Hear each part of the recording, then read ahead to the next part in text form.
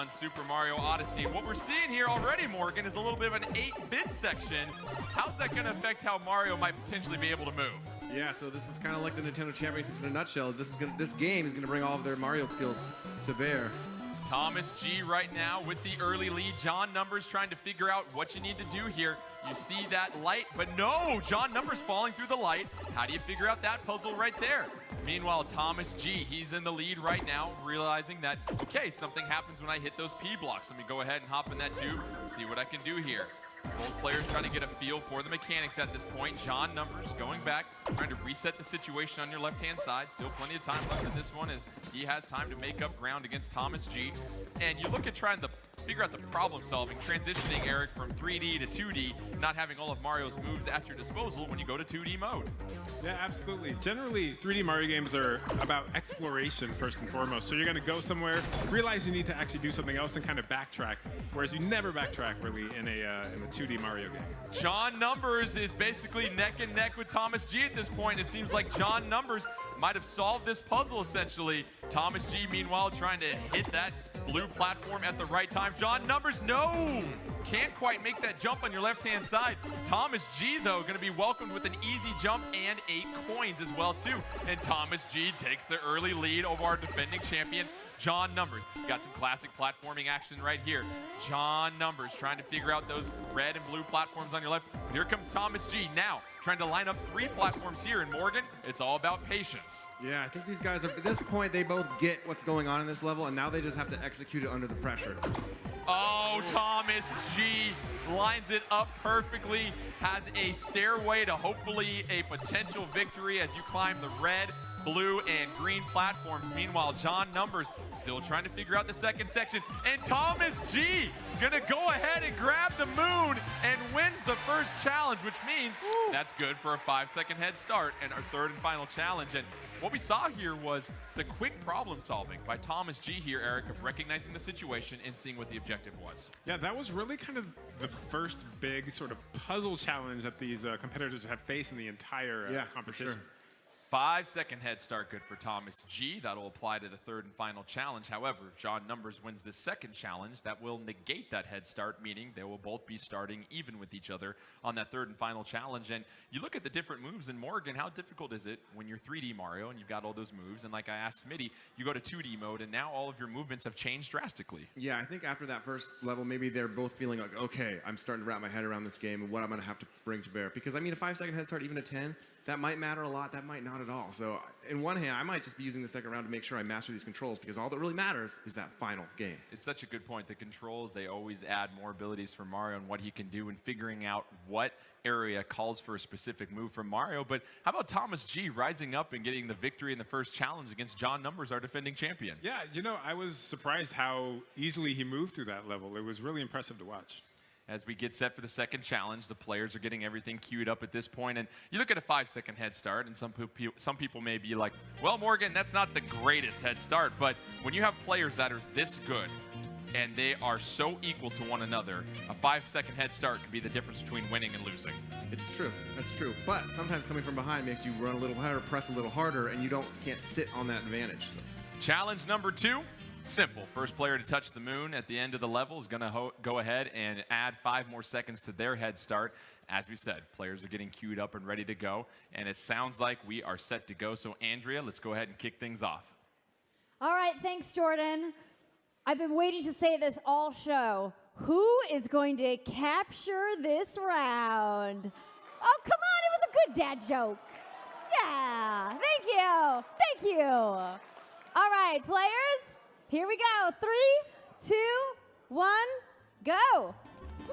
That first challenge, we saw them hit some P blocks, and now we have early use of the capture mechanic as John Numbers flicking himself upwards with the fork and trying to figure out how things happen in this level. And then you see those blue arrows. That's going to go ahead and move Cappy if you use Cappy against those arrows, and John Numbers already quickly figuring out this level on your left-hand side. But, oh, yes! Very nice. That's critical, Morgan, realizing you've got to do the double capture in midair. Yeah, I think we talked about Cappy, Mario's new sidekick, and I think this really shows what he's going to do in this game. John Numbers using the wall jump and sliding on top of the blue and John Numbers, how about that, folks?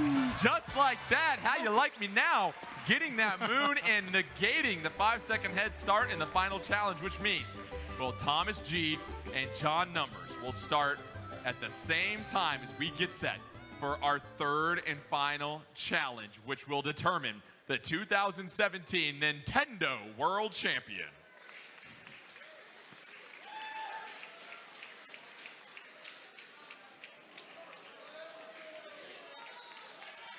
Fitting, Smitty, that it would come down to an equal start.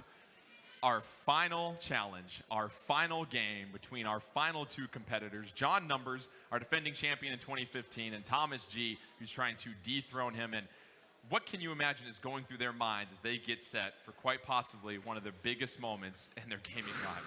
I don't know. I mean, I feel like John Numbers, after that first loss, he kind of just like it lit the fire underneath him, and now he is just ready to crush. So we'll see what happens. And this third challenge here, Morgan, you look at how equally skilled both these players are. You have to imagine that it's going to test all of Mario's abilities as we get set to try and determine a champion here this year. Yeah, I mean, think of all the games these two have played to get here. None of that matters anymore. Well, except for the warm-up they got in their thumbs. But it comes down to this. They're going to start this level at the same time. Whoever wins it wins the trophy. This is about as exciting as it gets. I am fired up.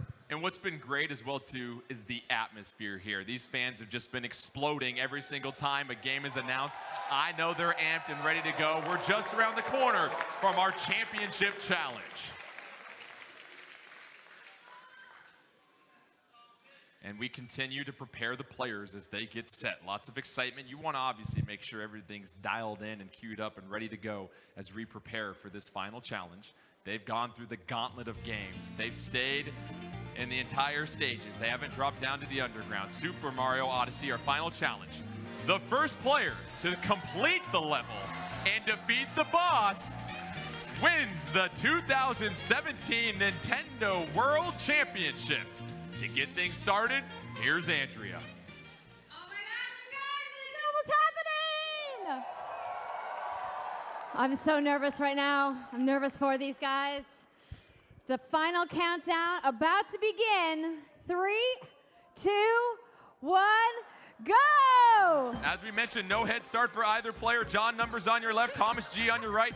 Oh, that's a clue right there. What will that laser beam do? Thomas G has the path cleared in front of him right now, but that ice can be a little slippery. You see a Goomba that Thomas G avoids. Meanwhile, John Numbers trying to navigate everything. Oh, Thomas G captures a Goomba, and you notice something. Hey, these feet don't slip on the ice, Eric. Something important to keep in mind. Yeah, that is a little hint that he gives you, and may come in handy. And this is the first 3D space they've had to really navigate here, Morgan, and try to figure out exactly what you need to do as John Numbers takes the hit and drops down to 2 units of health at this point. Yeah, I think that both of you guys, we can see them kind of working it out, and I'm really impressed to see, you know, as we said in the opening, there's not just a level, there's a boss waiting. We had that in the cards, so is that in their head yet, or are they just focused on the steps in front of them? Thomas G on the right-hand side has the early lead right now. John Numbers trying to catch him. Oh! John Numbers flirting with the edge at this point. Thomas G hopping on the flower, advancing his way right now. And what do we have coming here? A bullet bill fast approaching. Thomas G, though, not able to get that bullet bill to come close, but John Numbers captures the bullet bill, and Numbers accelerates to the lead at this point. And what you're noticing here, Smitty, it's a homing bullet bill. John Numbers trying to make his way. You see him in the lead right now. Thomas G captures the bullet bill, is going to go ahead and advance and try and catch up. John Numbers with a 1-2 hit on the other bullet bill, has to navigate some moving pillars, try not to crash that bullet bill. Oh, John Numbers, no! John Numbers hits the pillar and must restart. How far back will he be sent? Thomas G, meanwhile, just trying to avoid these pillars, trying to get to the final platform here. And yes, Thomas G is going to go ahead and enter the cavern. John Numbers, meanwhile, he's sent back packing, having to redo this bullet bill stage. Costly mistake here, Eric. Yeah, you know, he figured it out, so it shouldn't take him too long to catch up. But meanwhile, Thomas G is, I love that long jump from Mario. I mean, you cover so much space in so little time. Oh, Thomas G notices there's a bullet bill right there. Have to try and capture that. That's going to buy some precious time for John Numbers. Oh, just in the nick of time, Thomas G, before that bullet bill started flashing, able to catch it. And before you know it, John Numbers already in the same arena as Thomas G. And here comes the boss.